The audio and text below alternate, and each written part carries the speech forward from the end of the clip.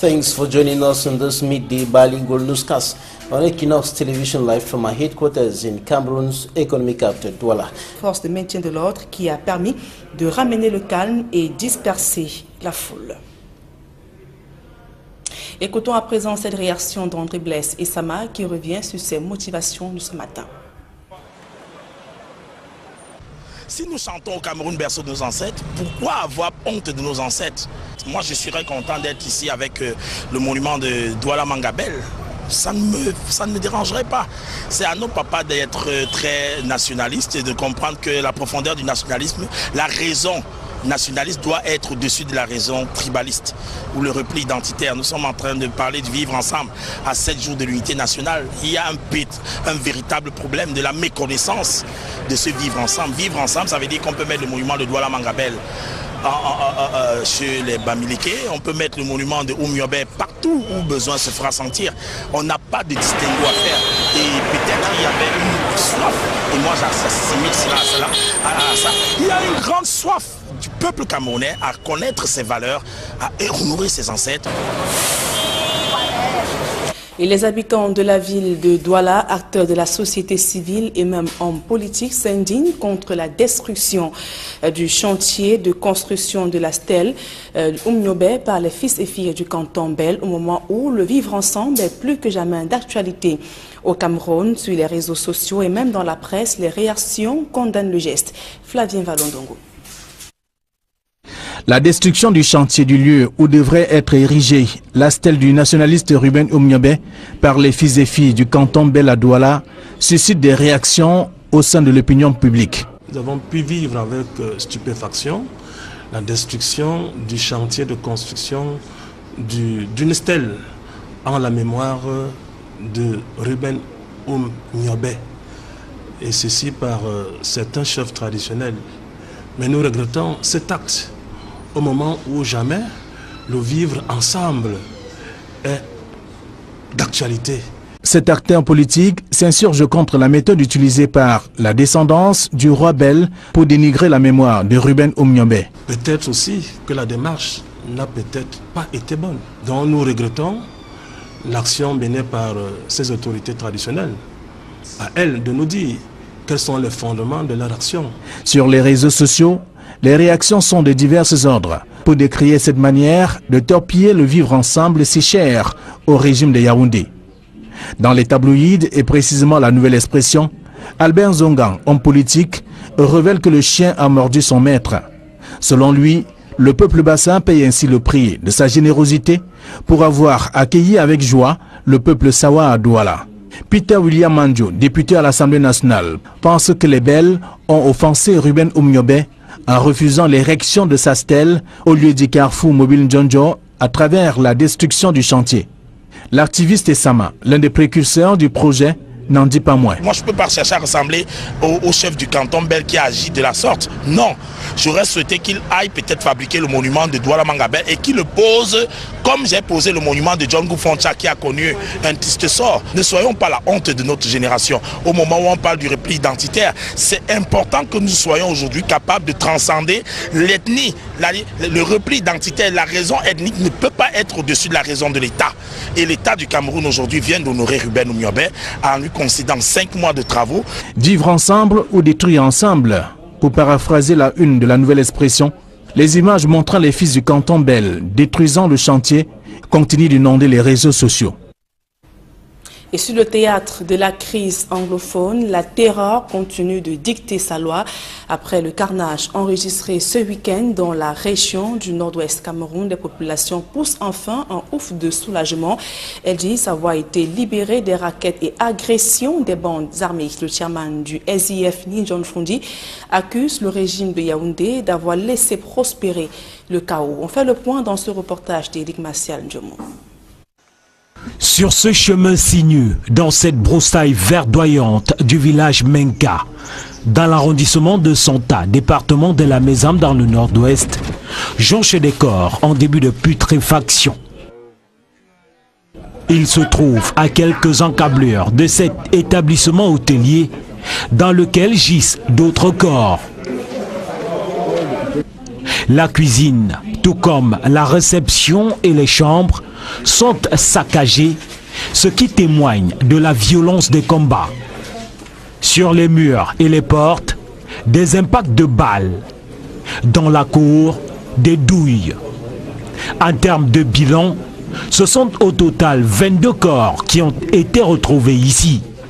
Des corps présentés comme ceux des combattants ambazoniens tombés sous les balles des forces armées à l'issue d'interminables échanges de balles. Les populations de Menka poussent pourtant un ouf de soulagement car les personnes abattues représentaient pour elles une menace. When they were walking, neutralizing people, they said, give money. And you don't give money, Ils marchaient, brutalisaient et nous demandaient de l'argent. Et si on ne donnait pas, ils kidnappaient nos enfants. Ils se sont présentés comme étant des soldats ambazoniens. Ils ont dit au départ qu'ils venaient nous protéger, mais ont brillé par les actes de racket. Le leader parmi eux d'ailleurs était une dame. Ils nous ont tellement rackettés qu'ils récupéraient tout ce qui était en notre possession, parfois même des chèvres et des porcs.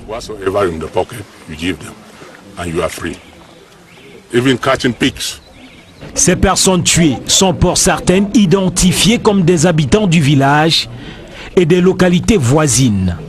Si certaines ont pu s'échapper, d'autres blessés qui se sont rendus dans un hôpital de la place y ont été poursuivis et abattus selon les témoignages. Le propriétaire de l'établissement hôtelier, qui lui aussi revient de loin, dit avoir été menacé par ces sécessionnistes racketteurs.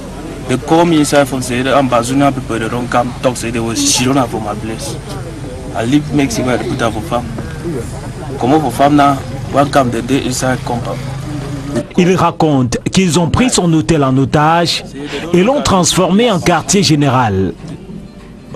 Il dit avoir reçu d'eux, dès leur arrivée, la somme de 49 000 francs pour acheter des provisions. Il est resté en permanence menacé de mort par ces derniers s'il n'obtempérait pas.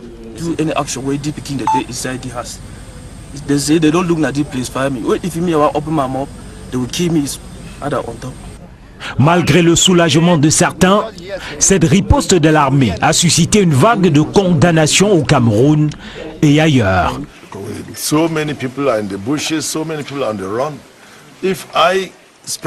Plusieurs personnes ont été tuées, plusieurs ont fui dans la forêt. J'ai vu les corps et j'ai visité les familles des victimes. Des enfants innocents tués parce que certaines victimes étaient des innocentes qui ne faisaient pas partie du gang.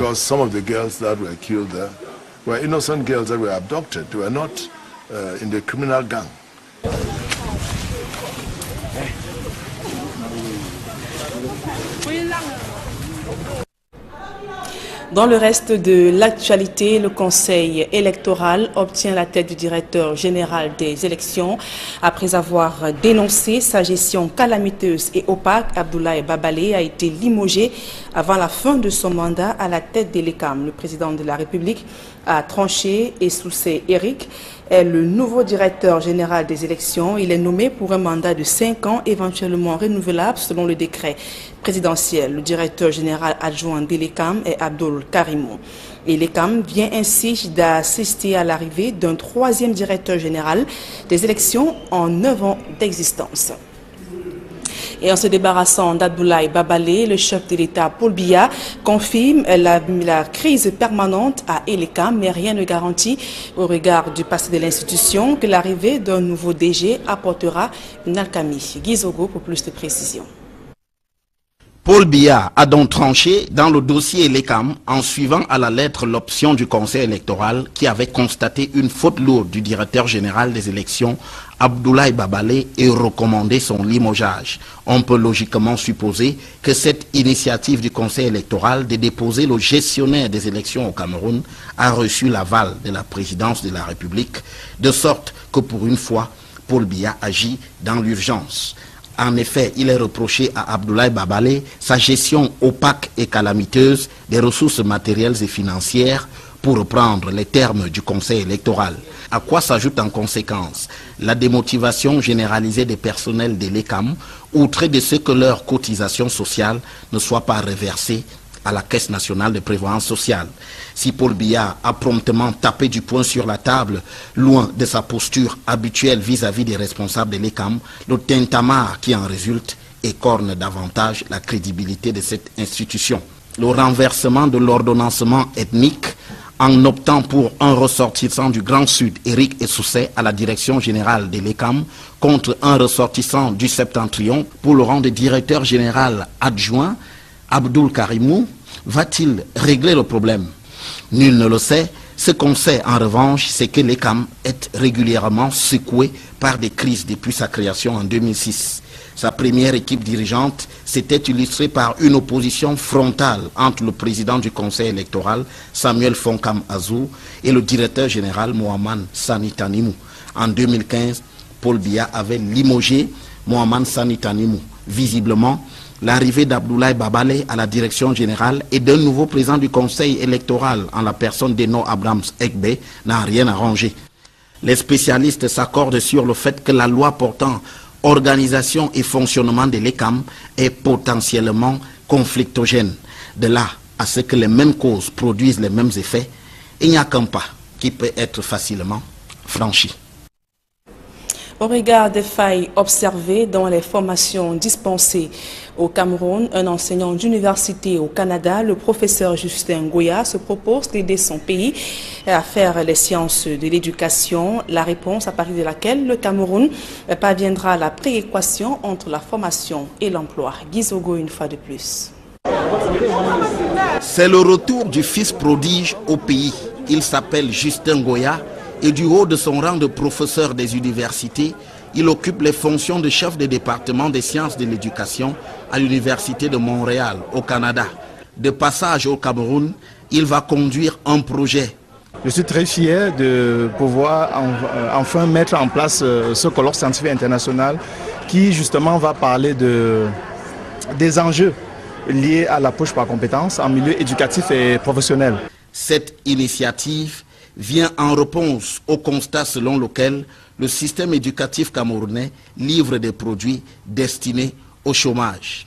On n'a pas toujours arrêté de former des personnes au Cameroun qui souvent, ces personnes sont perçues un peu comme des chômeurs. Donc aujourd'hui, il faut voir qu'est-ce qui fait problème. Est-ce qu'il ne faudrait pas justement que le milieu éducatif puisse s'arrimer au milieu de l'industrie? Le professeur Justin Ngoya explique que le colloque qu'il va conduire sur les sciences de l'éducation ne sera nullement l'occasion pour ceux venus de l'Occident de donner des leçons, mais plutôt un moment d'échange. Il y aura beaucoup de partenaires qui viendront un peu du Canada, un peu de partout, pour pouvoir justement s'asseoir et partager les expériences avec ceux du pays. Parce qu'il faut toujours partir du contexte. Hein. On ne vient pas donner des leçons là. On vient s'asseoir avec les chercheurs, les entrepreneurs, les animateurs pédagogiques, les inspecteurs pédagogiques, pour justement discuter avec eux et voir ce qui ne marche pas dans notre système éducatif. Le professeur Justin Ngoya enseigne au département des sciences de l'éducation de l'Université de Montréal depuis 2010. Il est titulaire d'un PhD en sciences de l'éducation obtenu dans cette même université. Un public reportage à présent. Orange Cameroun soutient les start-upers dans la promotion de leur application centrée sur l'éducation. Reportage. Dès la diffusion des premières images, l'on a vite compris que ABC Code va marquer les esprits de par son originalité et sa pertinence. ABC Code, c'est un curriculum personnalisé, un logiciel qui permet d'initier les enfants dès leur bas âge à la programmation et à la robotique. C'est logique qui permet de développer la créativité de l'enfant à une seule condition, qu'il sache écrire une langue. Ça peut être le français, ça peut être le foudé, ça peut être prochainement le wolof, le yemba, le boulou, le beti. En fait, peu importe la langue de l'enfant, notre rôle c'est de se dire la langue de base d'un enfant ne devait pas être un frein dans son projet d'apprentissage du vrai alphabet aujourd'hui qui est le code en fait. Donc on s'est dit on va donc créer une plateforme qui donne une chance égalitaire aux enfants, peu importe la langue de base, pour pouvoir apprendre à coder en fait. Qui n'est plus forcément besoin de savoir, de maîtriser le français, de maîtriser l'anglais pour pouvoir se jeter aussi dans le bain de... Le lancement de ce projet novateur a drainé du beau monde à Yaoundé, dont des férus des sciences, des mathématiques et des technologies, à l'instar du professeur Maurice Tuenté, ancien ministre de l'enseignement supérieur. Il y avait surtout dans la salle des jeunes qui ont mordu à l'hameçon et qui sont venus partager avec le nombreux public le fruit de leurs recherches. L'exemple de Divine Kitio, 15 ans, qui a mis sur pied l'application mobile baptisée Lama. C'est que ma grand-mère vient à la maison un jour et elle demande à ma petite soeur de l'eau à boire en notre langue locale. Et elle lui apporte une machette. Imaginons-nous que ma grand-mère était en train de mourir. Elle serait morte juste parce qu'on n'a pas pu lui donner de l'eau à boire et parce qu'on n'a pas pu comprendre ce qu'elle nous a dit. Alors c'est un réel problème pour la société de pouvoir perdre nos origines et perdre notre culture. Alors Lama est une application mobile qui va permettre l'apprentissage facile de langue maternelle à travers des multimédias et aussi des différentes fonctionnalités qui va permettre de promouvoir la culture africaine, notamment Storyteller qui nous donne des informations sur nos ancêtres, sur nos pays, sur nos missionnaires, sur nos explorateurs, sur les climats et tout ce qui va avec. À travers ABC Code, c'est la valorisation des matières scientifiques qui est mise en exergue via les nouvelles technologies de l'information et de la communication. Absolument, c'est la valorisation de la science et de la technologie, c'est la valorisation de l'identité culturelle.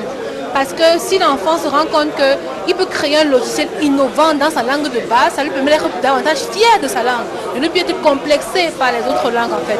Donc on infuse aux jeunes vraiment l'amour de la technologie, la culture de la science, qui ne le voit plus comme une matière qu'on fait à l'école, mais comme un outil transversal, ludique et puissant qu'on utilise dans la vie de tous les jours en fait. Le projet porté par Ariel Kitio bénéficie du soutien de Orange Cameroun, qui a fait de la promotion de l'économie numérique et de l'entrepreneuriat jeune son principal cheval de bataille. Déjà, nous sommes lauréats du prix Orange de l'entrepreneuriat social de 2017 et également, on va vous le dévoiler. Orange, par exemple, c'est lui qui a assuré le cocktail, la couverture médiatique de notre événement et il nous soutient également dans nos futures activités de déploiement, par exemple avec le programme Super Codeur.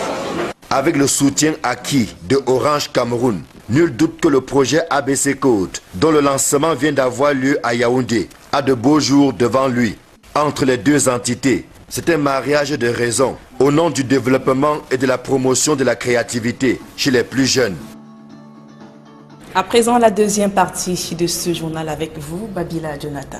Right, Nadine, as the Anglophone crisis continues deepening in the northwest and southwest regions of the Republic of Cameroon, government is intensifying security measures as the activities increase. The security measures are equally leaving several persons dead. The last military crackdown left at least 25 persons dead in Pinyin in the northwest region of the country. Details in this report.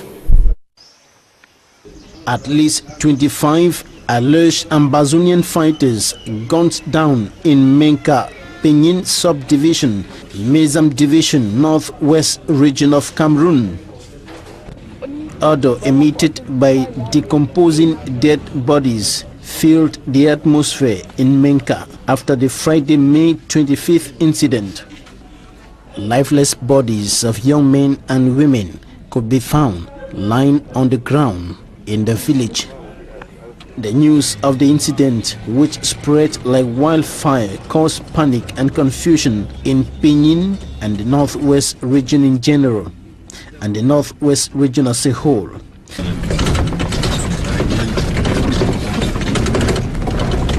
They settled here when it's a group of them. We don't know the actual number that they were here. But finally, a group of soldiers just came and got them down, neutralized everything. Shooting. The guys started shooting the house. The soldier reacted. Soldier collected the arms and went with them. With knives, machete, all the like, gone. And they've been here for how long? We should say just about 5 days. No, you said they came Wednesday. A week. They were moving all around the village. They were moving all around the village. Yes. Then not yet settled. Yes, not yet settled. Please don't contradict things. Not yet settled.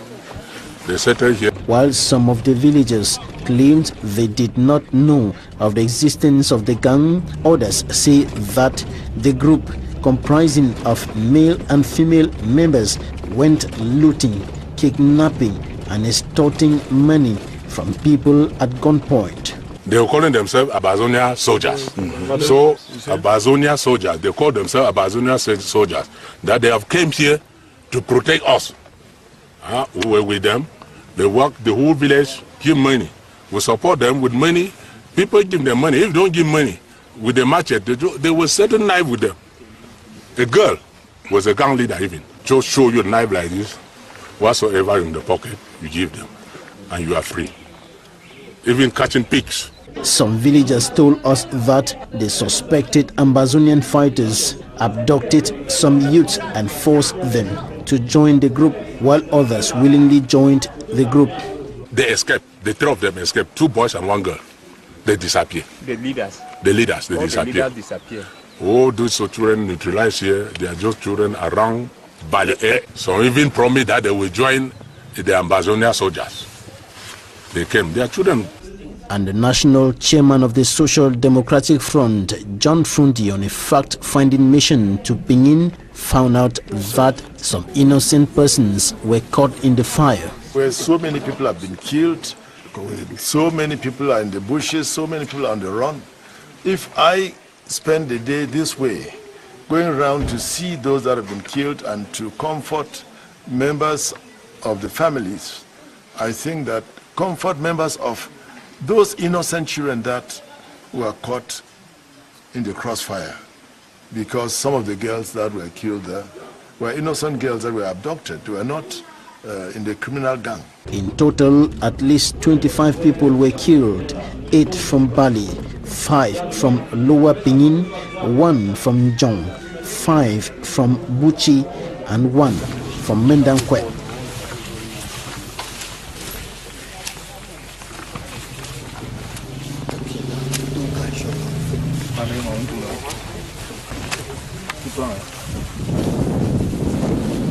The moderator of the Presbyterian Church in Cameroon, Right Reverend Funky Samuel Foba, has urged the Cameroon government to seek quick solutions to the crisis rocking the English-speaking regions of the country before things get out of hand. He was speaking to Smart Jikangebre shortly after laying the foundation of Presbyterian Church, the foundation stone of Presbyterian Church Compina in the Mongo Division littoral region of the country. Smart Jikangebre.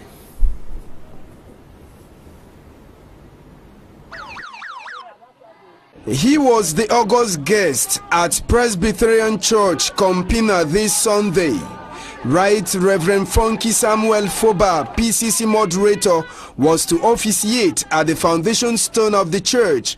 In the course of the divine service, the moderator didn't miss out on the current political instability in the 2 Anglophone regions. The moderator was very clear. We do not accept the killings going on both sides. We do not accept the killings of the military of this country. We do not accept the killings of the civilians in this country. We do not accept the burning down of places in this country. And the church stands for a united Cameroon, and we pray that the government of this country should hasten up and say something to put a stop to what is going on. The man of God says the killings are enormous. We are not satisfied that human life that is sacred, human life that is in the image of God, could be mutilated and shamefully brutalized the way we see on the social media. Right Reverend Funky Samuel Foba confirmed his availability and that of other Protestant churches alongside the Catholic to serve as mediator in the crisis if invited. The Baptists, the Presbyterians, and even all religions, including the Muslims, have the capacity to mediate in the present problems affecting Cameroon. Not only the problem in the Anglophone region, the problems in the northern part of our country by Boko Haram, and the problem in the east of our country caused by the refugees that coming from Central Africa. The churches are capable of doing that, but the churches cannot force themselves into mediating in these issues if the government of Cameroon will not call on board the churches to do so. As the crisis continues to deteriorate, Right Reverend Funky Samuel has this advice to the government. Remain in prayers and calling on the government of Cameroon to do whatever it takes to stop the crisis in this nation, in order that Cameroon will remain that peaceful nation. Cameroon will remain Africa in miniature. Cameroon will remain the haven of hope and peace to a fallen country like ours. To Protestant Christians, he tells them, my message to all Protestants is that we should remain a church together, marching on together as Protestants for the common good of the entire nation. And to the Protestants of the Anglophone extraction, I can only tell them that God is still on his throne, wherever they are in the bushes and wherever they are in their miseries and pain. Let them continue to hope in the Lord. Let them remain on their knees, because God's time is the best. It was one of the rare outing of the PCC moderator who was recently appointed as the president of the All Protestant Churches, SEPCA, on the Anglophone crisis that has caused this far enormous damages to families in the two speaking English regions. The divisional officer for Limbe 1 subdivision in the southwest region of Cameroon has said the town is not a hideout for secessionists. He made this clear to inhabitants of his administrative unit, urging them to fish out and report all suspects to security and defense forces. He was speaking during the installation of the maiden traditional ruler of Livanda village, and a Limbe-based correspondent has the details in this report.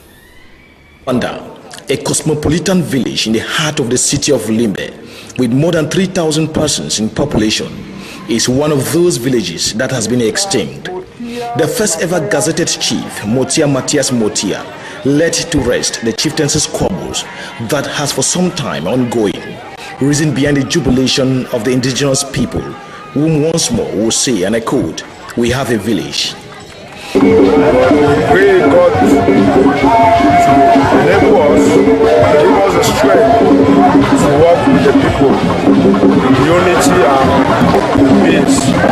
And we believe that with all the challenges within the Livanda village, the resources that we have, we are going to manage it adequately. In his message to the new chief, the divisional officer for Limbe 1 subdivision, Epala Seraphim, in very strong word, instructed the chief to report suspected persons within the village as measures to combat the Anglophone crisis.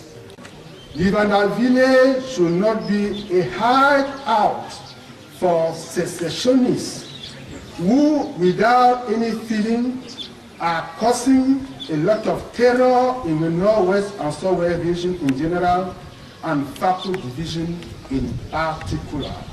But what is expected from the chief? The people have this to say.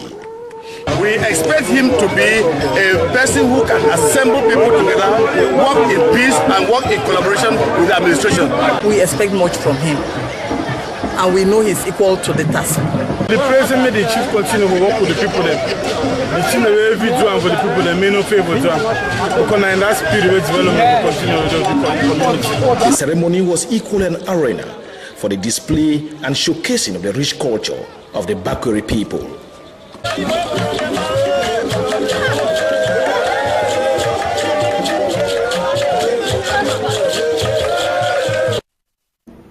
Davidson Maimo reporting from the OPEC city of Limbe in the southwest region of the country, neighboring Muyuka. Candidates of the General Certificate of Education GC ordinary and advanced levels in government bilingual high school in that part of the country are said to have fled the classrooms when Ambazonian fighters stormed the school, raining bullets. The governor of the southwest region, Benau Kalebilai, went visiting some writing examination centers in Buea to take stock of the unfolding of the examination. He was with Derek Jato, who now reports.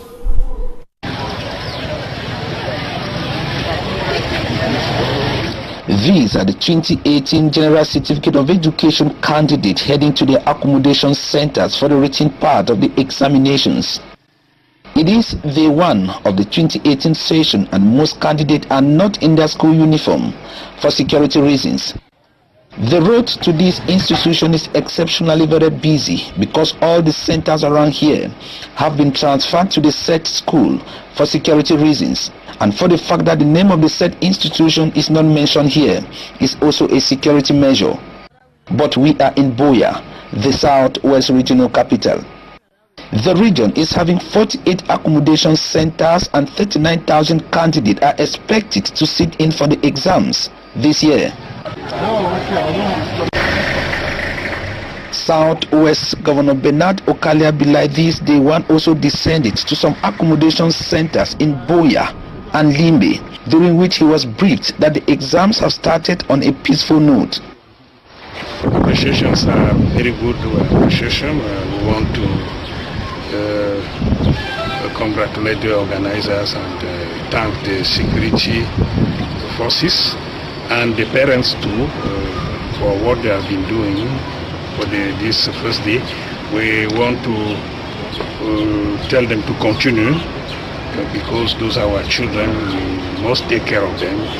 They are preparing for their future, and we should not allow anybody to try to jeopardize their future. Buea and Limbe might have scored 90% this day one, but that was not the case in Muyoka, a subdivision in Fako division. The Loan Center in Muyoka subdivision was transformed into a gun battleground, forcing students to abandon their scripts and escape for safety. Reports say the gun battle between the Ambazonian Defense Forces and security forces lasted for over 1 hour, and the afternoon session never took place in Muyoka subdivision. And in many parts of the French-speaking areas of Cameroon, the number of students who are taking part in this session of the General Certificate of Education, both ordinary and advanced levels, have increased as a result of the movement of some students from the northwest and southwest regions who fled violence and went to other parts of the country to continue. And this was the case, of course, here in the littoral region of the country. Reporter Innocent Aze went through some centers and actually noticed that there was an increase in the number of candidates taking part. Monday, May 28 was day one of the 2017-2018 session of the General Certificate of Education examination across Cameroon. In centers here in Douala Littoral region, some students like this one were threatened by fear. My name is Kiambon Quinivan Changfon. It's true that I had tension in me when I came in the morning because actually it's my first time to write. So when I came, I had a little bit of fear, but I remember they told us when we want to write, we shouldn't have fear in us. So as the exam was going on, that fear left me as I was answering the question, since as it was just normal. Early papers of the GCE ordinary and advanced levels were complicated to some candidates. My name is Louis Michel. We are just from writing the paper one, and it was a little bit complicated, but we had to do it because we had faith, and we thank God for the paper one. It was a little bit easy for me because I wrote it well. Anybody who prepared for the exam will find it easy, but those who didn't prepare found it difficult. So for me, it was just normal. To others, there was nothing to worry about. My name is Ngobilon Jeanette Leonie. I'm presenting this year advanced level. I had paper one. The paper one was very good, nice. An outcome of thorough revision amid all odds that enabled recognition and provision of answers to the GCE questions. I'm preparing to revise some small things that I could not cover up. The current went, but when I read those questions, I could reason it out. Some of the centers accommodated students from the troubled northwest and southwest regions who fled the Anglophone crisis that has disrupted education. Since I came here, at least change of environment. I have new friends and I'm used to now with the environment, so I have no difficulties. I'm a little bit relaxed. According to a chief of center, Gimdo Gilbert, the candidates are treated equally. He also indicated that the number of candidates writing in his center has doubled as compared to last year due to the socio-political impasse. Last year we had a little above 1,000 candidates in this center, which means that there is an increment of close to 700 candidates. It's coming from the English-speaking regions, from the statistics we have. To him still, the GCE unfolded void of any age, but for the fact that 2 ordinary level candidates were absent on day 1 and 3 for advanced levels. We had 448 candidates that were to sit in for economics ordinary level general. This morning we registered 2 absences, so effectively 446 sat in for the exams. At advanced level we had 203 candidates who were to sit in for economics paper 1 advanced level general. We registered 3 absences, so effectively 200 candidates wrote the exams, and I think that it's a very happy note. Chiefs of centers and other examiners pray the GCE ends well, with candidates reaping colorful results that will catapult them to the next level of their education. And we wrap up this edition of the news with this information in brief concerning the President of the Republic of Cameroon, Paul Biya, who has sacked the Director General of Elections, Abdoulaye Babali, said to have been dismissed for poor management of electoral issues, and a specialist in elections who has been in duty at the Ministry of Territorial Administrations, Eric Esuze, is now the new Director General of Elections at Elections Cameroon. And that's it for this edition of the news. Thanks for staying with us. Nadine. Yes, Babila Jonathan. Fin de ce journal, mesdames et messieurs. Merci pour votre aimable attention.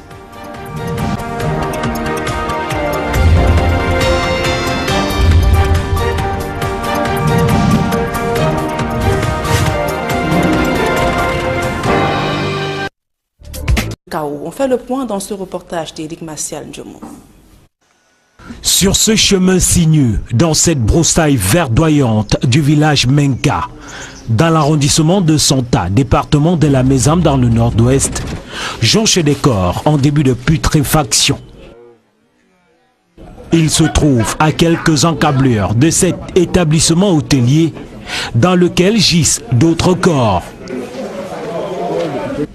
La cuisine, tout comme la réception et les chambres, sont saccagées, ce qui témoigne de la violence des combats. Sur les murs et les portes, des impacts de balles. Dans la cour, des douilles. En termes de bilan, ce sont au total 22 corps qui ont été retrouvés ici. Des corps présentés comme ceux des combattants ambazoniens, tombés sous les balles des forces armées à l'issue d'interminables échanges de balles. Les populations de Menka poussent pourtant un ouf de soulagement, car les personnes abattues représentaient pour elles une menace. When they were walking, neutralizing people, they said, give money. And you don't give money, Ils marchaient, brutalisaient et nous demandaient de l'argent. Et si on ne donnait pas, ils kidnappaient nos enfants. Ils se sont présentés comme étant des soldats ambazoniens. Ils ont dit au départ qu'ils venaient nous protéger, mais ont brillé par les actes de racket. Le leader parmi eux d'ailleurs était une dame. Ils nous ont tellement rackettés qu'ils récupéraient tout ce qui était en notre possession, parfois même des chèvres et des porcs.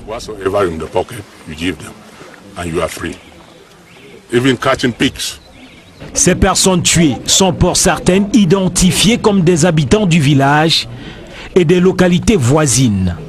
Si certaines ont pu s'échapper, d'autres blessés qui se sont rendus dans un hôpital de la place y ont été poursuivis et abattus selon les témoignages.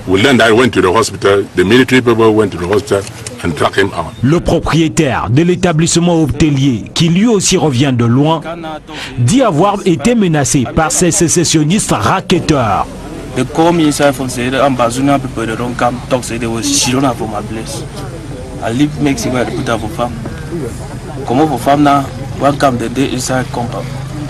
Il raconte qu'ils ont pris son hôtel en otage et l'ont transformé en quartier général. Il dit avoir reçu d'eux, dès leur arrivée, la somme de 49 000 francs pour acheter des provisions. Il est resté en permanence menacé de mort par ces derniers s'il n'obtempérait pas. They say they don't look like this place for me. If me I open my mouth, they will kill me. On top. Malgré le soulagement de certains, cette riposte de l'armée a suscité une vague de condamnation au Cameroun et ailleurs. So many people are in the bushes, so many people are on the run. If I spend the day Plusieurs personnes ont été tuées. Plusieurs ont fui dans la forêt. J'ai vu les corps et j'ai visité les familles des victimes. Des enfants innocents tués parce que certaines victimes étaient des innocentes qui ne faisaient pas partie du gang. Some of the girls that were killed there were innocent girls that were abducted. They were not in the criminal gang.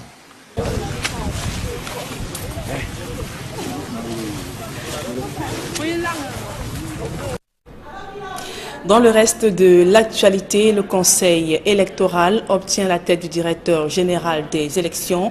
Après avoir dénoncé sa gestion calamiteuse et opaque, Abdoulaye Babalé a été limogé avant la fin de son mandat à la tête de l'ECAM. Le président de la République a tranché et Soussé Eric est le nouveau directeur général des élections. Il est nommé pour un mandat de 5 ans, éventuellement renouvelable selon le décret présidentiel. Le directeur général adjoint de l'ECAM est Abdoul Karimou. Et l'ECAM vient ainsi d'assister à l'arrivée d'un 3e directeur général des élections en 9 ans d'existence. Et en se débarrassant d'Abdoulaye Babalé, le chef de l'État Paul Biya confirme la... The news of the incident, which spread like wildfire, caused panic and confusion in Pinyin and the Northwest region in general, and the Northwest region as a whole.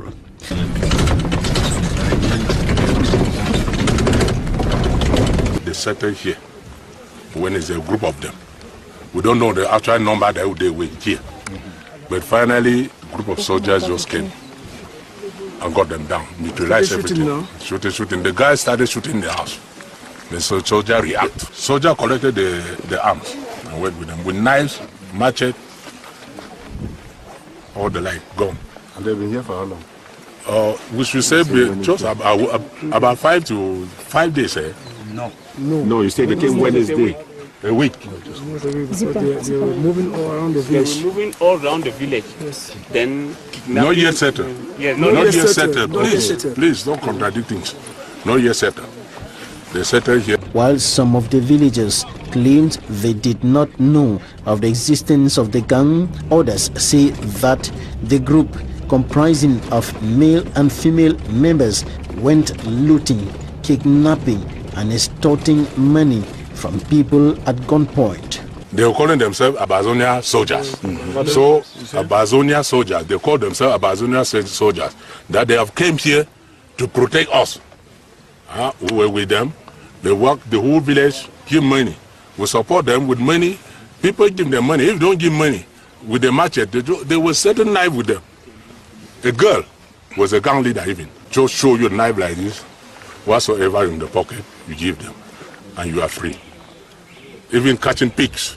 Some villagers told us that the suspected Ambazonian fighters abducted some youths and forced them to join the group, while others willingly joined the group. They escaped. The 3 of them escaped. 2 boys and 1 girl. They disappeared. The leaders. The leaders, they all disappeared. The leaders disappeared. Oh, those children neutralized here. They are just children around by the air. Some even promised that they will join the Ambazonia soldiers. They came. They are children. And the national chairman of the Social Democratic Front, John Frundi, on a fact-finding mission to Pinyin, found out that some innocent persons were caught in the fire. Where so many people have been killed, so many people are in the bushes, so many people are on the run. If I spend the day this way, going around to see those that have been killed and to comfort members of the families, I think that comfort members of those innocent children that were caught in the crossfire, because some of the girls that were killed there were innocent girls that were abducted. They were not in the criminal gang. In total, at least 25 people were killed, 8 from Bali, 5 from Lower Pinyin, 1 from Jong, 5 from Buchi, and 1 from Mendankwe.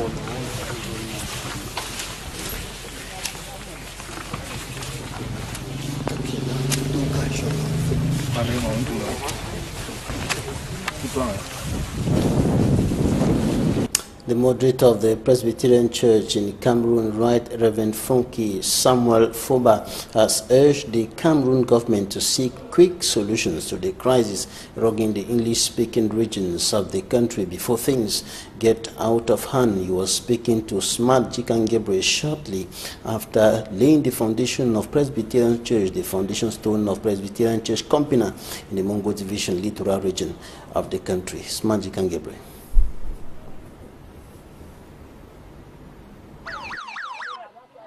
He was the August guest at Presbyterian Church Compina this Sunday. Right Reverend Funky Samuel Foba, PCC moderator, was to officiate at the foundation stone of the church. In the course of the divine service, the moderator didn't miss out on the current political instability in the two Anglophone regions. The moderator was very clear. We do not accept the killings going on both sides. We do not accept the killings of the military of this country. We do not accept the killings of the civilians. Start-upers dans la promotion de leur application centrée sur l'éducation. Reportage. Dès la diffusion des premières images, l'on a vite compris que ABC Code va marquer les esprits de par son originalité et sa pertinence. ABC Code, c'est un curriculum personnalisé, un logiciel qui permet d'initier les enfants dès leur bas âge à la programmation, à la robotique. C'est logique qui permet de développer la créativité de l'enfant à une seule condition, qu'il sache écrire une langue. Ça peut être le français, ça peut être le foudé, ça peut être prochainement le wolof, le yemba, le boulou, le beti. En fait, peu importe la langue de l'enfant, notre rôle c'est de se dire la langue de base d'un enfant ne devait pas être un frein dans son projet d'apprentissage du vrai alphabet aujourd'hui qui est le code en fait. Donc on s'est dit on va donc créer une plateforme qui donne une chance égalitaire aux enfants, peu importe la langue de base, pour pouvoir apprendre à coder en fait. Qui n'est plus forcément besoin de savoir, de maîtriser le français, de maîtriser l'anglais pour pouvoir se jeter aussi dans le bain de... Le lancement de ce projet novateur a drainé du beau monde à Yaoundé, dont des férus des sciences, des mathématiques et des technologies, à l'instar du professeur Maurice Twente, ancien ministre de l'enseignement supérieur. Il y avait surtout dans la salle des jeunes qui ont mordu à l'hameçon et qui sont venus partager avec le nombreux public le fruit de leurs recherches. L'exemple de Divine Kitio, 15 ans, qui a mis sur pied l'application mobile baptisée Lama. C'est que ma grand-mère vient à la maison un jour et elle demande à ma petite soeur de l'eau à boire en notre langue locale. Et elle lui apporte une machette. Imaginons-nous que ma grand-mère était en train de mourir. Elle serait morte juste parce qu'on n'a pas pu lui donner de l'eau à boire et parce qu'on n'a pas pu comprendre ce qu'elle nous a dit. Alors c'est un réel problème pour la société de pouvoir perdre nos origines et perdre notre culture. Alors Lama est une application mobile qui va permettre l'apprentissage facile de langue maternelle à travers des multimédias et aussi des différentes fonctionnalités qui va permettre de promouvoir la culture africaine, notamment Storyteller qui nous donne des informations sur nos ancêtres, sur nos pays, sur nos missionnaires, sur nos explorateurs, sur les climats et tout ce qui va avec. À travers ABC Code, c'est la valorisation des matières scientifiques qui est mise en exergue via les nouvelles technologies de l'information et de la communication. Absolument, c'est la valorisation de la science et de la technologie, c'est la valorisation de l'identité culturelle. Parce que si l'enfant se rend compte qu'il peut créer un logiciel innovant dans sa langue de base, ça lui permet d'être davantage fier de sa langue, de ne plus être complexé par les autres langues en fait. Donc on infuse aux jeunes vraiment l'amour de la technologie, la culture de la science, qui ne les voit plus comme une matière qu'on fait à l'école, mais comme un outil transversal, ludique et puissant qu'on utilise dans la vie de tous les jours en fait. Le projet porté par Ariel Kitio bénéficie du soutien de Orange Cameroun, qui a fait de la promotion de l'économie numérique et de l'entrepreneuriat jeune son principal cheval de bataille. Déjà, nous sommes lauréats du prix Orange de l'entrepreneuriat social de 2017 et également, on va vous le dévoiler. Orange, par exemple, c'est lui qui a assuré le cocktail, la couverture médiatique de notre événement et il nous soutient également dans nos futures activités de déploiement, par exemple avec le programme Super Codeur. Avec le soutien acquis de Orange Cameroun, nul doute que le projet ABC Code, dont le lancement vient d'avoir lieu à Yaoundé, a de beaux jours devant lui. Entre les deux entités, c'est un mariage de raisons au nom du développement et de la promotion de la créativité chez les plus jeunes. À présent, la deuxième partie de ce journal avec vous, Babila Jonathan. Right, Nadine, as the Anglophone crisis continues deepening in the northwest and southwest regions of the Republic of Cameroon, government is intensifying security measures as the activities increase. The security measures are equally leaving several persons dead. The last military crackdown left at least 25 persons dead in Pingin in the northwest region of the country. Details in this report. At least 25 alleged Ambazonian fighters gunned down in Menka, Pingin subdivision, Mezam division, northwest region of Cameroon. Odor emitted by decomposing dead bodies filled the atmosphere in Menka after the Friday, May 25th incident. Lifeless bodies of young men and women could be found lying on the ground in the village.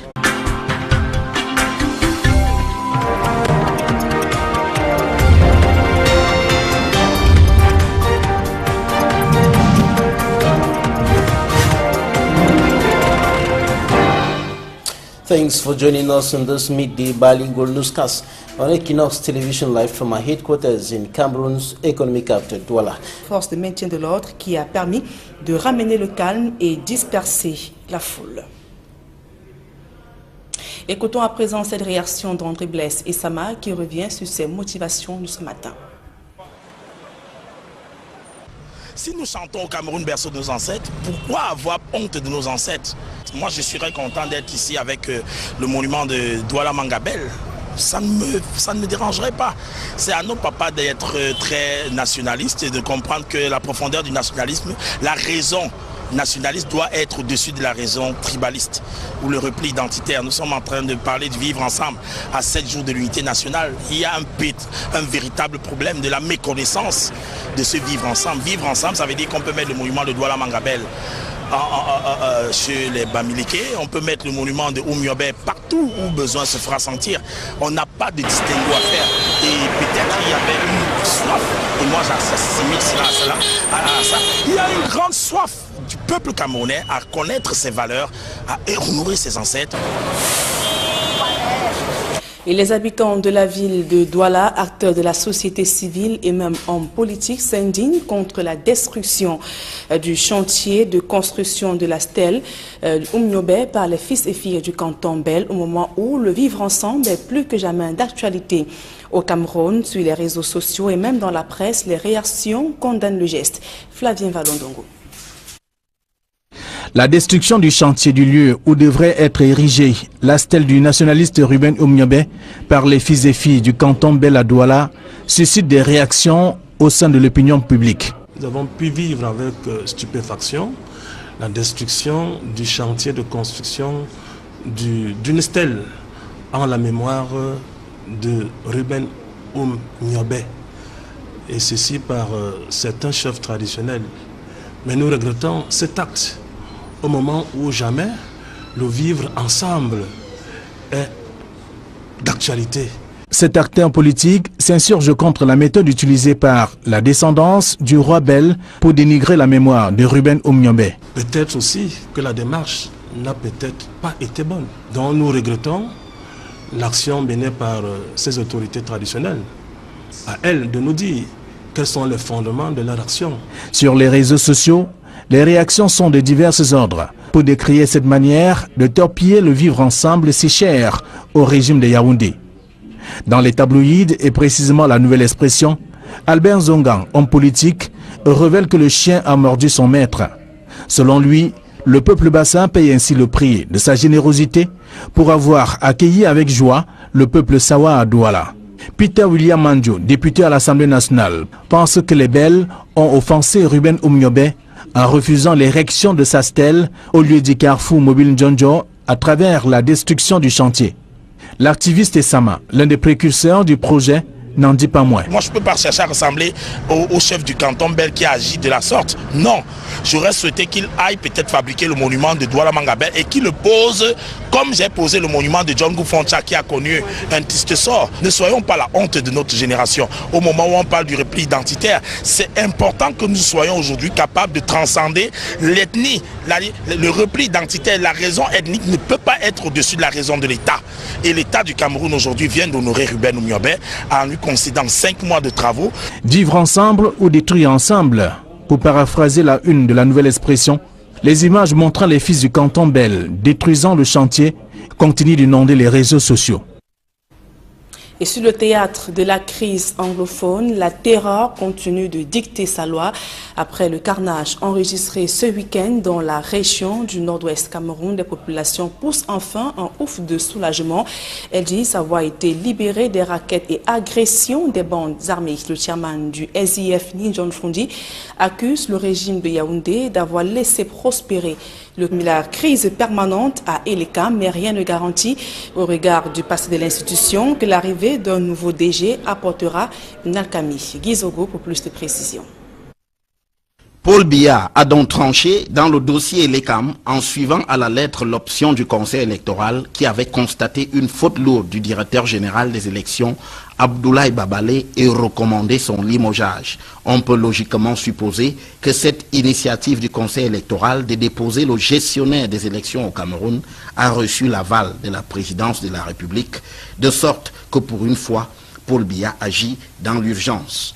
En effet, il est reproché à Abdoulaye Babalé sa gestion opaque et calamiteuse des ressources matérielles et financières, pour reprendre les termes du conseil électoral. À quoi s'ajoute en conséquence la démotivation généralisée des personnels de l'ECAM, outre de ce que leurs cotisations sociales ne soient pas reversées à la Caisse nationale de prévoyance sociale. Si Paul Biya a promptement tapé du poing sur la table, loin de sa posture habituelle vis-à-vis des responsables de l'ECAM, le tintamarre qui en résulte écorne davantage la crédibilité de cette institution. Le renversement de l'ordonnancement ethnique en optant pour un ressortissant du Grand Sud, Éric Essoussé, à la direction générale de l'ECAM, contre un ressortissant du Septentrion pour le rang de directeur général adjoint, Abdoul Karimou, va-t-il régler le problème? Nul ne le sait. Ce qu'on sait en revanche, c'est que l'ECAM est régulièrement secoué par des crises depuis sa création en 2006. Sa première équipe dirigeante s'était illustrée par une opposition frontale entre le président du conseil électoral, Samuel Fonkam Azou, et le directeur général Mohamed Sani Tanimou. En 2015, Paul Biya avait limogé Mohamed Sani Tanimou. Visiblement, l'arrivée d'Abdoulaye Babalé à la direction générale et d'un nouveau président du conseil électoral en la personne d'Eno Abrams Egbe n'a rien arrangé.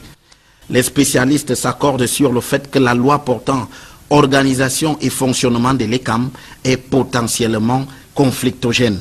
De là à ce que les mêmes causes produisent les mêmes effets, il n'y a qu'un pas qui peut être facilement franchi.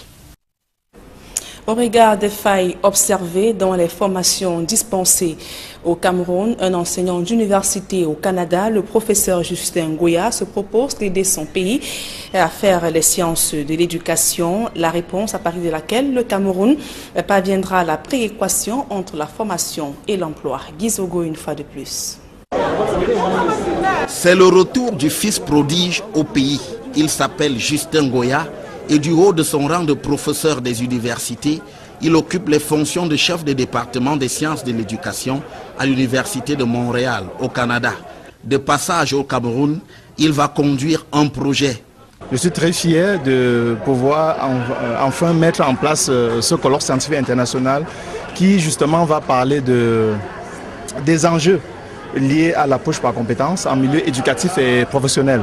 Cette initiative vient en réponse au constat selon lequel le système éducatif camerounais livre des produits destinés au chômage. On n'a pas toujours arrêté de former des personnes au Cameroun qui souvent, ces personnes sont perçues un peu comme des chômeurs. Donc aujourd'hui, il faut voir qu'est-ce qui fait problème. Est-ce qu'il ne faudrait pas justement que le milieu éducatif puisse s'arrimer au milieu de l'industrie? Le professeur Justin Ngoya explique que le colloque qu'il va conduire sur les sciences de l'éducation ne sera nullement l'occasion pour ceux venus de l'Occident de donner des leçons, mais plutôt un moment d'échange. Il y aura beaucoup de partenaires qui viendront un peu du Canada, un peu de partout, pour pouvoir justement s'asseoir et partager les expériences avec ceux du pays. Parce qu'il faut toujours partir du contexte. Hein. On ne vient pas donner des leçons là.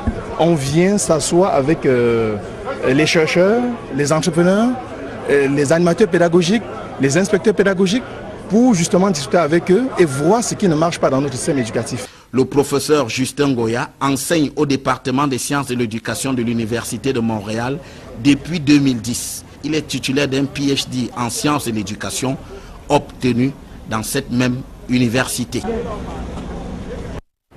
Un public reportage à présent. Orange Cameroun soutient les